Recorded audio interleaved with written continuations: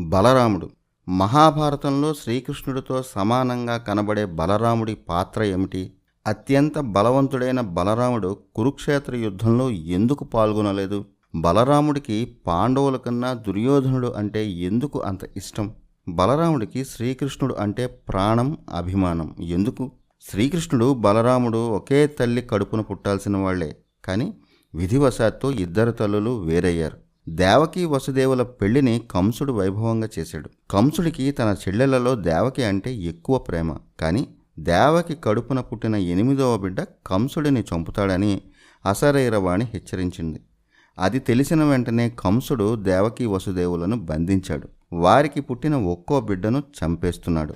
అలా 7వసారి దేవకి గర్భం ధరించింది. ఈ బిడ్డను కూడా కంసుడు చంపేస్తాడని దేవకి అనుకుంది. అప్పుడు విష్ణుమాయతో దేవకి గర్భంలో ఉన్న పిండం రోహిణి గర్భంలో చేరింది. వసుదేవుడి భార్యల్లో రోహిణి కూడా ఒకరు. అలా మహాభారతం కాలంలోనే సరోగసి అనే ప్రక్రియ మనకు కనిపిస్తుంది. అలా సరోగసి విధానంలో పుట్టినవాడు బలరాముడు. దేవకి పిండాన్ని రోహిణి మోసింది. ఇలా పిండం వేరే గర్భంలోకి ఆకర్షించబడింది కాబట్టే బలరాముడికి సంకర్షణ అనే పేరు కూడా వచ్చింది. మధురలో ఉంటే కంసుడికి తెలిసిపోతుందని ముందే నందుడి గోకులానికి వెళ్ళిపోయింది రోహిణి. అక్కడే రోహిణి బలరాముడిని ప్రసవించింది. అలా దేవకికి పుట్టాల్సిన బలరాముడు రోహిణికి పుట్టాడు. శ్రీకృష్ణుడి అన్న అయ్యాడు. బలరాముడి పుట్టుక వెనుక ఉన్న విచిత్రం ఇది. బలరాముడు శ్రీకృష్ణుడి అన్నగా పుట్టడం వెనుక కూడా ఒక చిన్న కథ ఉంది. రామాయణంలో రాముడి తమ్ముడు లక్ష్మణుడు. తమ్ముడు అంటే లక్ష్మణుడిలాగే ఉండాలని అనుకుంటాం. అలాంటి లక్ష్మణుడికి ఓసారి ఒక విచిత్రమైన కోరిక పుట్టింది. ఒక్కసారైనా నీకు అన్నగా పుట్టాలి అని రాముడిని కోరాడు. అప్పుడు ద్వాపరయుగంలో నీ కోరిక నెరవేరుతుందని లక్ష్మణుడికి వరం ఇచ్చాడు రాముడు. అలా ద్వాపరయుగంలో శ్రీకృష్ణుడికి అన్నగా పుట్టాడు లక్ష్మణుడు. విష్ణువు పాన్పుగా ఉండే ఆదిశేషువే రామాయణంలో లక్ష్మణుడు, ద్వాపరంలో బలరాముడు. విష్ణువులో ఉండే శ్వేత తేజస్సు బలరాముడు, నీల తేజస్సు కృష్ణుడు. అందుకే బలరాముడు తెల్లని తెలుపు, కృష్ణుడు నీలమేఘశ్యాముడు. బలరాముడి తల్లిదండ్రులు వసుదేవుడు, రోహిణి. బలరాముడి భార్య రేవతి. రేవతి కుశస్థలి రాజు కాకుద్మి కూతురు. వీరిద్దరికీ పుట్టిన బిడ్డ వత్సల. ఈమెనే శశిరేఖ అని కూడా అంటారు. వత్సలను అభిమన్యుడికి ఇచ్చి చేశారు. బలరాముడి ఆయుధం నాగలి, రోకలి. వ్యవసాయంలో అన్ని మెళకువలు తెలిసినవాడు బలరాముడు. తన నాగలితో ఎన్నో నదుల దారులు మార్చి ఎండిన భూములను సస్యశ్యామలం చేశాడు. అలాగే యమునా నది దారిని కూడా మార్చాడు. బలరాముడు ఎప్పుడూ నీలం వస్త్రాలు ధరించేవాడు. ఈయన రథం మీద ఉండే జెండాలో తాటి చెట్టు ఉంటుంది. ఇవి బలరాముడి గురించి వివరాలు. రామాయణంలో తమ్ముడిగా లక్ష్మణుడు అన్న మాట జవదాటలేదు. అయితే భారతంలో కూడా అదే పరిస్థితి. బలరాముడు అన్న అయినా ఎప్పుడూ తమ్ముడు మాటనే గౌరవించేవాడు. బలరాముడికి ఆవేశం ఉన్నా, ఆయన ఎన్ని నిర్ణయాలు తీసుకున్నా చివరికి శ్రీకృష్ణుడు చెప్పినదే జరిగేది. బలరాముడికి సంకర్షణ అనే పేరు ఉందని చెప్పుకున్నాం కదా.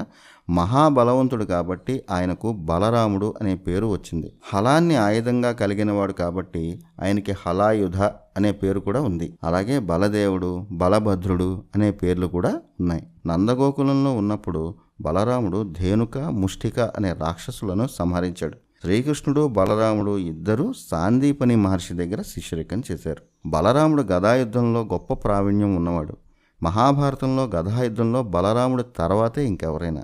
అందుకే దుర్యోధనుడు, భీముడు ఇద్దరూ బలరాముడి దగ్గర గదాయుద్ధం నేర్చుకున్నారు. వ్యక్తిత్వంలో ఎలా ఉన్నా దుర్యోధనుడు విద్య నేర్చుకునే విషయంలో మంచి విద్యార్థి. బలరాముడి దగ్గర నేర్చుకున్న మెళకువలను నిరంతరం సాధన చేసేవాడు. భీముడు అంత సాధన చేసేవాడు కాదు. ప్రతిరోజు దుర్యోధనుడు చేసే సాధన చూసి బలరాముడు మెచ్చుకునేవాడు. అలా బలరాముడికి దుర్యోధనుడు ప్రియ శిష్యుడు అయ్యాడు. ముఖ్యంగా పాండవులు వనవాస సమయంలో దుర్యోధనుడు బలరాముడికి మరింత దగ్గరయ్యాడు. ద్రౌపది స్వయంవరం సమయంలో శ్రీకృష్ణుడు, బలరాముడు ఇద్దరూ వచ్చారు. పాండవులను బలరాముడు అప్పుడు చూశాడు. బలరాముడికి పాండవులతో బంధం కూడా ద్రౌపది వివాహం తర్వాత పెరిగింది. ఆ తర్వాత సంవత్సరం పాటు అర్జునుడు తీర్థయాత్రలు చేసినప్పుడు ప్రభాస క్షేత్రానికి వచ్చాడు. శ్రీకృష్ణుడిని కలిశాడు. శ్రీకృష్ణుడి చెల్లెలు సుభద్రను చూసి ఇష్టపడ్డాడు. సుభద్రను దుర్యోధనుడికి ఇచ్చి చేద్దామని బలరాముడికి ఉండేది. శ్రీకృష్ణుడికి అర్జునుడు అంటే ఇష్టం. మాటలతో పెళ్లి కాదని శ్రీకృష్ణుడికి తెలుసు. అందుకే తన చెల్లిని ఎత్తుకెళ్ళి పెళ్లి చేసుకోమని శ్రీకృష్ణుడే అర్జునుడికి సలహా ఇచ్చాడు.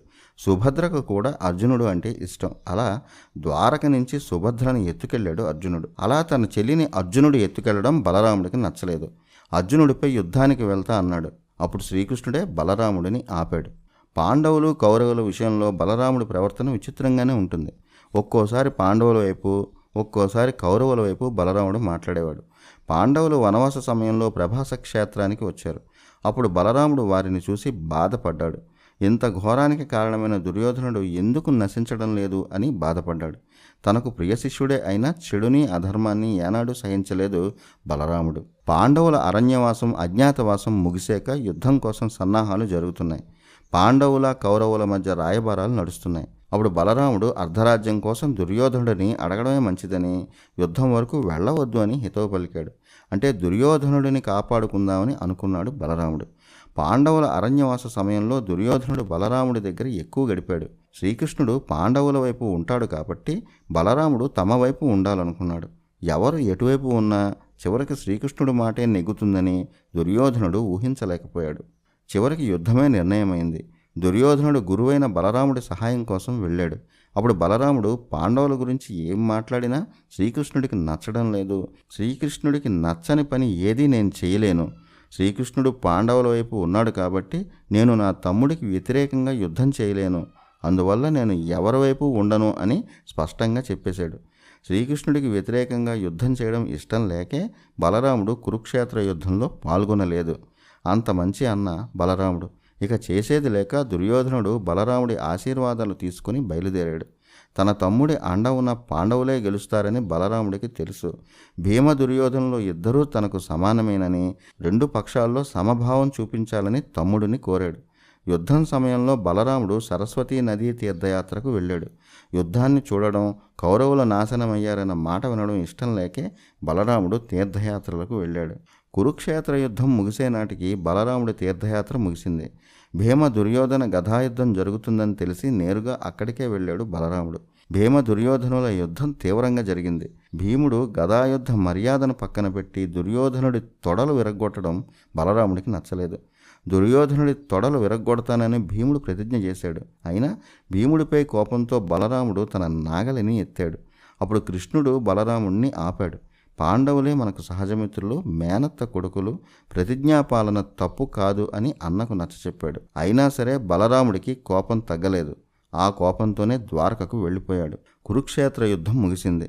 గాంధారి శాపం వల్ల యుద్ధం ముగిసిన 36 ఏళ్లకు ముసలం పుట్టి యాదవ వంశం నాశనమైంది. శ్రీకృష్ణుడు బలరాముల అవతారాలు ముగించే సమయం వచ్చింది. ఆ సమయంలోనే కృష్ణుడి కంటే ముందే బలరాముడు ప్రభాస తీర్థంలో ఉన్న అడవులకు వెళ్ళాడు. అక్కడే బలరాముడు తన అవతారాన్ని చాలించాడు. బలరాముడు ఆదిశేషువు అవతారంగా మారి విష్ణులోకం చేరాడు. అలా ముగిసింది బలరాముడి అవతారం. నాగలిని విస్తృతంగా ప్రపంచానికి పరిచయం చేసింది బలరాముడే.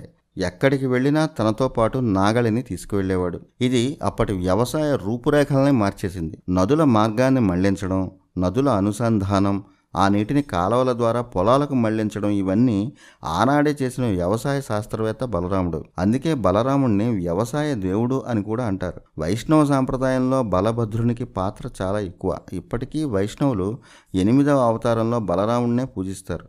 ద్వారకలో ప్రజలను వ్యవసాయం వైపు నడిపిన మార్గదర్శుడు బలరాముడే. ఇది మహాభారతంలో బలరాముడి కథ.